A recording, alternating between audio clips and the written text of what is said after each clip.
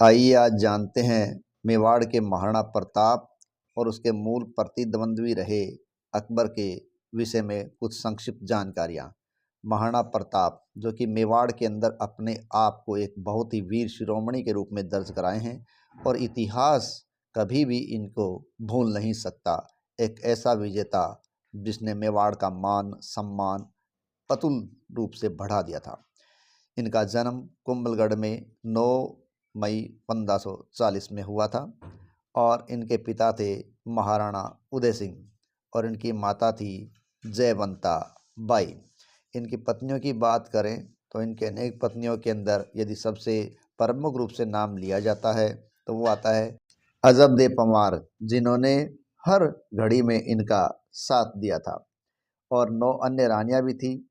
इनकी मृत्यु 19 जनवरी 1597 को एक धनुष की परतंचा चढ़ाने के रूप में हुई थी, या यूँ कहे परतंचा चढ़ाते समय हुई थी। उस समय उनकी आयु लगभग 57 वर्ष की थी। इसमें एक और बात ध्यान रखने है कि महाराणा प्रताप इस भारतीय इतिहास के अंदर अपने प्रसिद्ध युद्ध जो मुगलों के सामने हुआ था हल्दी घाटी का, उसके लिए विशेष रूप से प्रसिद्ध रहे हैं, जो कि 18 जून 1576 में हुआ था। और एक अविस्मरणीय रूप से इसमें महाराणा प्रताप ने अकबर के मंसूबों को कामयाब नहीं होने दिया था।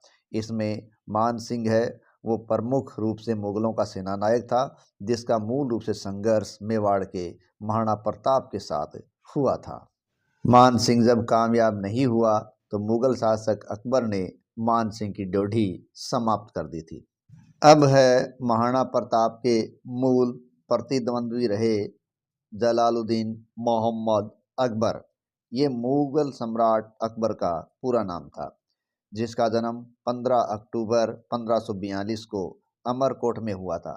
देखिए, जब इनका जन्म हुआ, इनके पिता हुमायूं थे, वो एक निर्वासित जीवन व्यतीत कर रहे थे और सिंध में राणा वीर साल के यहाँ रह रहे थे, और वहीं पर सिंध के वीर साल के महल में अमरकोट में ही इस प्रकार अकबर का जन्म हुआ था।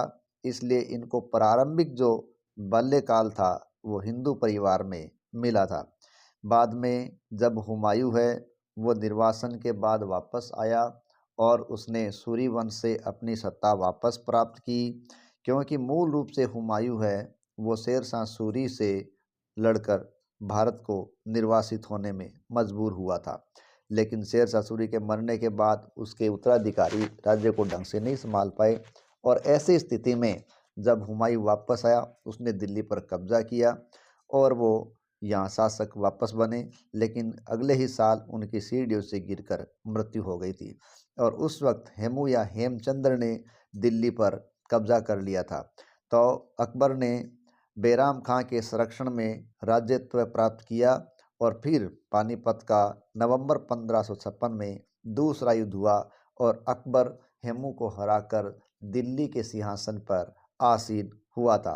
इस प्रकार अकबर है वो शासक बने थे नवंबर 1556 में।